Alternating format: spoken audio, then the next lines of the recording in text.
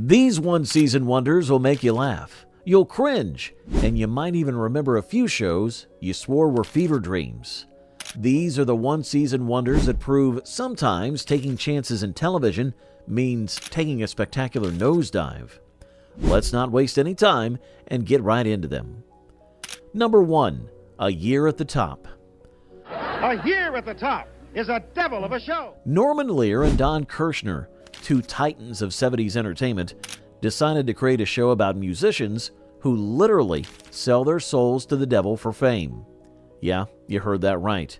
A Year at the Top featured two aspiring rockers making a Faustian bargain with Satan himself, played by Gabriel Dell in the most thankless role of the decade.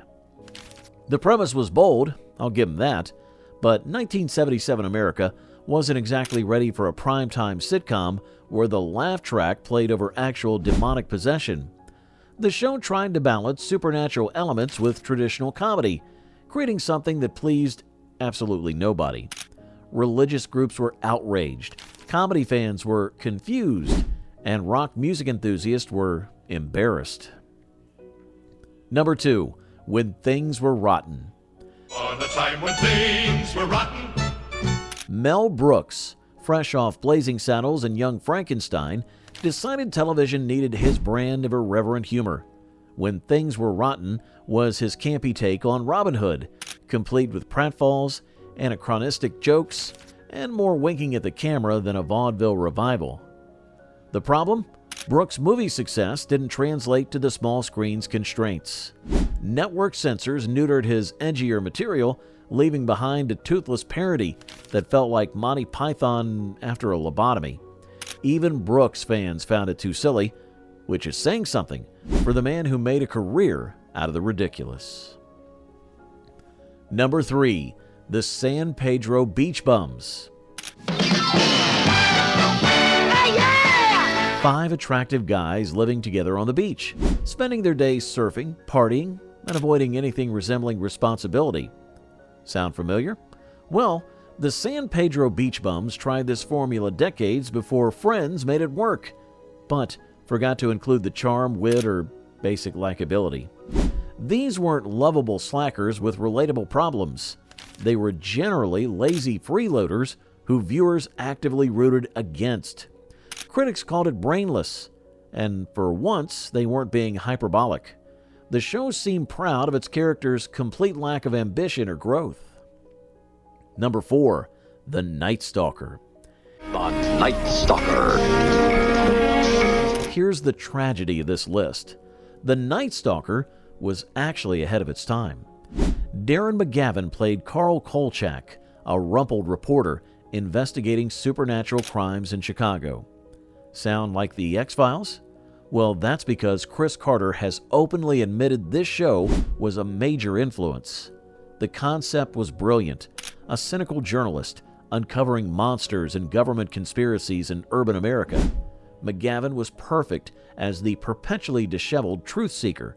But ABC had no idea how to market a horror procedural hybrid, scheduling it against powerhouse competition and then barely promoting it. Number 5. The Magician. Bill Bixby played Anthony Blake, a wealthy stage magician who used his skills to solve crimes and help people in need. It was kind of like The Incredible Hulk meets Mission Impossible, but with more sequins and less smashing. The show had everything going for it: a charismatic lead, a unique premise, and impressive magic sequences. But NBC seemed determined to bury it, moving it around the schedule and treating it like an afterthought. Bixby's charm couldn't overcome network indifference. So, which of these one-season wonders do you actually remember watching? Drop a comment if you survived any of these. We need proof that someone out there was actually tuning in while these shows crashed and burned. Don't forget to see more of these, like this video, and subscribe to the channel while you hit that notification bell. Number 6. The New Adventures of Wonder Woman. Before Linda Carter made the role iconic, ABC tried to launch Wonder Woman with Kathy Lee Crosby in what can only be described as a complete misunderstanding of the character. This Diana Prince had no superpowers, no costume, and no connection to anything fans loved about Wonder Woman. Instead of the Amazon warrior princess, we got a government agent in a pantsuit who occasionally did martial arts. It was kind of like making a Superman, where Clark Kent is just a really good investigative journalist with no ability to fly. The pilot was so poorly received that ABC scrapped everything and started over. Number 7. The Ted Knight Show. Ted Knight, beloved as the pompous Ted Baxter on The Mary Tyler Moore Show, trying to carry his own sitcom as Roger Dennis, a man who inherits a boarding house. That's literally the entire premise. A guy runs a boarding house and wacky hijinks presumably ensue. The problem was that Knight's natural comedic gifts were wasted on a show with no concept, no supporting cast chemistry, and scripts that seemed written by people who had heard about comedy but never actually seen it performed. Even Knight looked embarrassed to be there. Number 8. The Secrets of ISIS. Almighty ISIS. The Secrets of ISIS gave us Andrea Thomas, a high school science teacher who could transform into the Egyptian goddess Isis with magical powers. It was part of CBS's Saturday morning superhero block, but unlike other shows aimed at kids, this one took itself way too seriously. The show suffered from Saturday morning production values trying to tell primetime stories. The special effects looked like they were done with construction paper, and every episode ended with a heavy-handed moral lesson that would make an after-school special seem subtle. Number 9. David Cassidy, Man Undercover. Former teen heartthrob David Cassidy tried to shed his wholesome Partridge Family image by playing a tough undercover cop infiltrating high schools.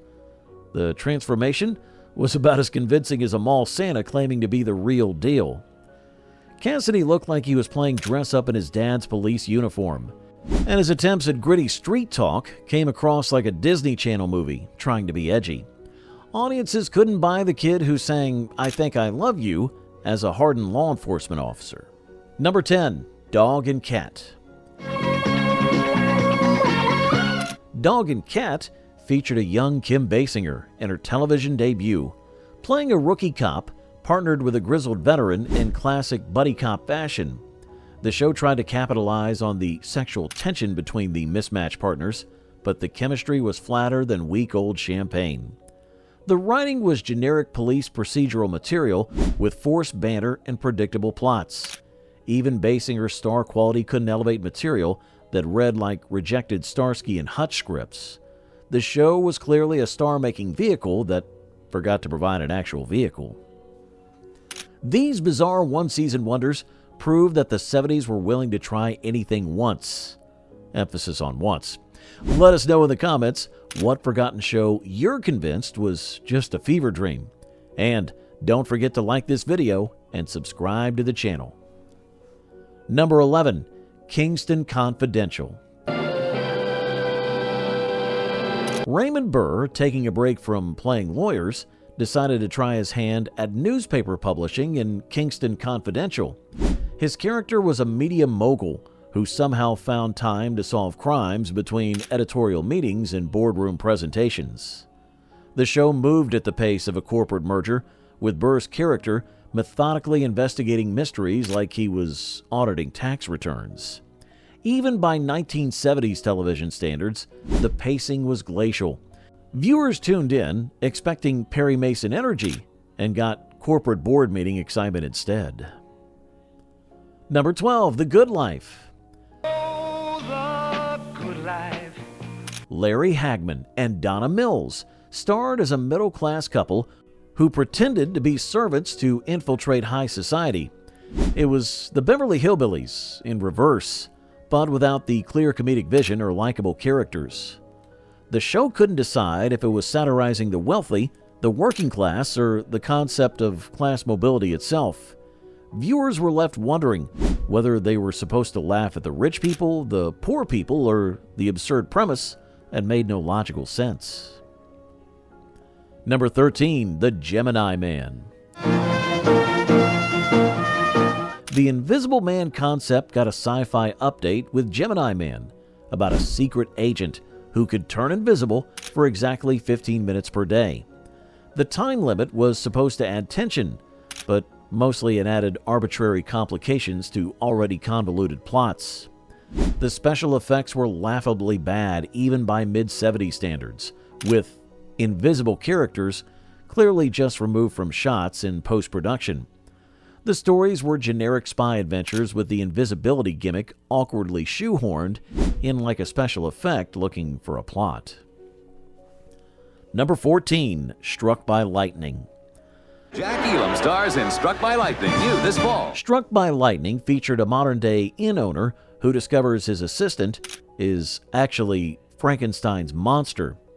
It was supposed to be a supernatural sitcom, but the laughs were as dead as Victor Frankenstein's original creation. The show tried to mine humor from having a classic movie monster doing ordinary tasks, but the concept was too thin to sustain even half-hour episodes. The monster makeup looked like a Halloween costume, and the jokes felt like they were assembled from spare parts of better shows. Number 15, We'll Get By. Alan Alda, riding high on MASH success, created We'll Get By as a typical suburban family sitcom. The show was so aggressively normal that it made the Brady Bunch look edgy by comparison. Despite Alda's involvement and his reputation for intelligent comedy, We'll Get By was painfully generic. It featured a middle-class family dealing with everyday problems without any of the wit, insight, or social commentary that made Alda's other work memorable. The 1970s were television's wildest frontier, a decade when networks were willing to try anything once, no matter how bizarre the concept or questionable the execution. These 15 failed shows represent the boldest and most bonkers experiments of the era, proving that sometimes taking creative chances means taking spectacular creative faceplants. What's your weirdest one-season wonder memory? Did you actually watch any of these shows? Drop a comment below. We need to know there were actual human beings out there keeping these bizarre shows on the air, even if it was only for one season. Don't forget to like this video if you enjoyed this trip through television's strangest decade, and subscribe for more deep dives into the shows everyone else forgot, because someone has to remember the failures along with the successes, and honestly, sometimes the failures are a lot more entertaining.